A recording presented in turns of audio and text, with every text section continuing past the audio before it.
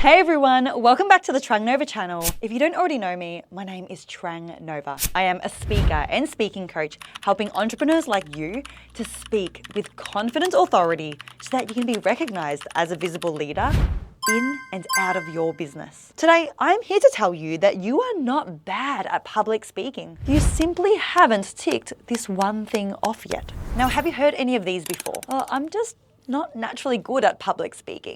My biggest fear is public speaking. I'm not extroverted or comfortable being in the spotlight, so I can't be good at public speaking, right? I'm okay speaking one-on-one, but as soon as I speak in front of a group, I freeze and I don't know what to say. Have you heard these before? Because I certainly have. These are statements that my clients have said to me. And these are things that I've believed about myself in the past. So I ask you, do you believe these things about yourself? And if you do, it's okay. Let me validate you for a moment. I get that this feels real. Maybe you've had a bad speaking experience in the past where you've gone blank or people have snickered at something you said. And now you tell yourself that you're not made for this, that you're not cut out to be a good public speaker. But also, let me give you a hard-hitting truth. You are not bad at public speaking. I mean, if you are bad at public speaking, then you must also claim that you are bad at driving, that you are bad at typing on a computer, that you are bad at getting dressed, that you are bad at tying your shoelaces, that you are bad at breathing. Do you get where I'm going with this? The point is, you are bad at everything until you do it enough times. And are you bad at public speaking? Or you just haven't done it enough times. So what am I telling you? I'm telling you that you need to speak more. Now, before you shut off this video, give me a moment and I want you to take this seriously. I get that this seems obvious. This is not groundbreaking.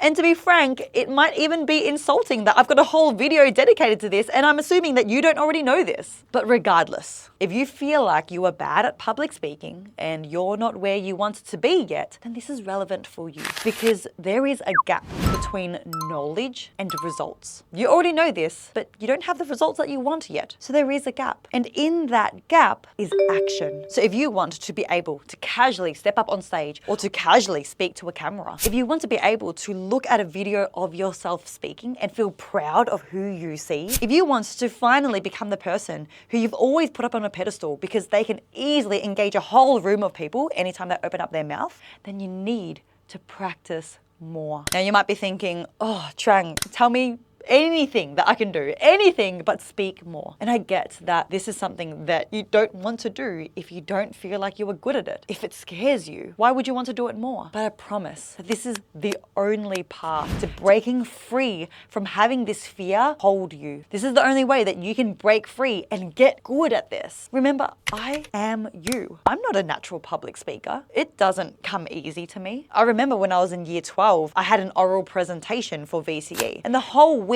leading into that presentation, I was riddled with dread. I had this talk looming over me for the whole week. Every morning when I got up, every night when I went to bed, I had this constant feeling of unease, this dread hanging over me. And when I stood there in front of the class of people I've gone to school with for 6 years, I still shook so much. I was shaking, my paper was shaking, my voice was quivering. It doesn't come naturally to me. But I am in a place now where I get to speak frequently and more or less I'm pretty chilled before my speaking gigs. Of course, there are times where I do feel nervous, but that is normal. When you stand up on stage in front of hundreds or thousands of people, of course there's going to be a lot of energy put into that one thing. It means that you care. It means that it's important to you, and that is normal. That's healthy. So you need to practice more speaking, but it's not just more, it's frequency. You need to practice in frequent succession so that your body can normalize public speaking. It doesn't get nervous anymore. It actually feels normal. And that is the only way that you can rewire your brain and develop new skills at speaking and get good at it. I remember 3 years ago, I signed up for a stand-up comedy course. And let me tell you, if there's anyone who doesn't know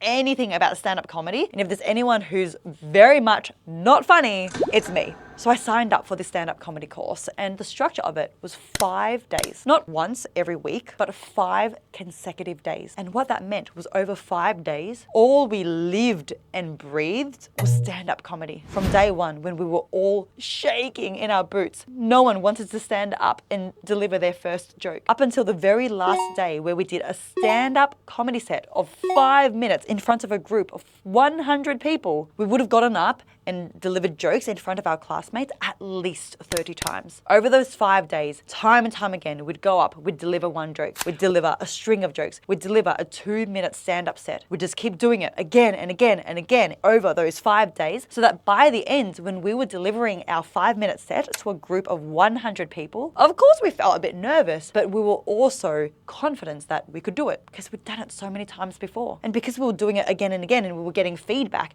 and we were able to improve on that feedback immediately, we got to a decent level in 5 days. I mean, who would have thought you can go from nothing to a 5-minute set in 5 days? So that is the power of frequency. It's what will get you good. If you do it more, but you're doing 1 3-hour session once a month, you're going to forget in between, and you're not going to actually build on from the last session. So when are you going to start allocating time every single day? 5 minutes a day, 10 minutes a day, whatever it is that you have, where you speak to the camera, where you practice speaking in front of a mirror. Frequency, 5 or 10 minutes a day is better than once a week for 2 hours. But here's something to consider as well. Speaking to a mirror is one thing, but speaking to a live group has a whole different category, because whatever you do more of is whatever you will get better at. So if you're speaking without any pressure, without anyone there, you'll get good at that. And sometimes that's good. You know, I'm creating content now to a camera and there's no one else in the room. But if you want to get good at public speaking, then you need to get good at thinking under pressure, speaking while there are eyeballs on you, being able to improvise, being able to continue even if you trip up. So where are you going to start allocating time on a regular basis to speak live on camera, where you go live on LinkedIn or Instagram, where maybe you gather your friends and family and you actually speak to them? Now I know this is not as easy, but that's why I've created Voice for Impact, which is like Toastmasters, but a lot more fun, a lot more intimate, and less corporate and less sterile. Every week we get together in an intimate workshop where you'll get to practice your storytelling, your articulation, your body language to a group of people online. And especially if you have a talk coming up or a workshop that you are running, you get to practice that content to this group. And not only that, but you have me there to give you one-on-one guidance and feedback every workshop. It's like one-on-one coaching, but without the one-on-one price tag, because it's a semi-private group with 6 people per group. So if you want to radically transform your voice, then this is where it's at. The frequent practice, the dedicated guidance and feedback, because if you practice the wrong thing again and again, you'll get better, but you'll get better at doing the wrong thing. This is how you transform your voice. So if you are interested, see the link below, and I would love to invite you into this space. Okay, my friends, final reminder. It's not that you are bad at public speaking. You can't be bad at something if you haven't done it enough times to even give yourself a chance to get good at it. You just need to do it more. And not just more, but in consistent and close succession.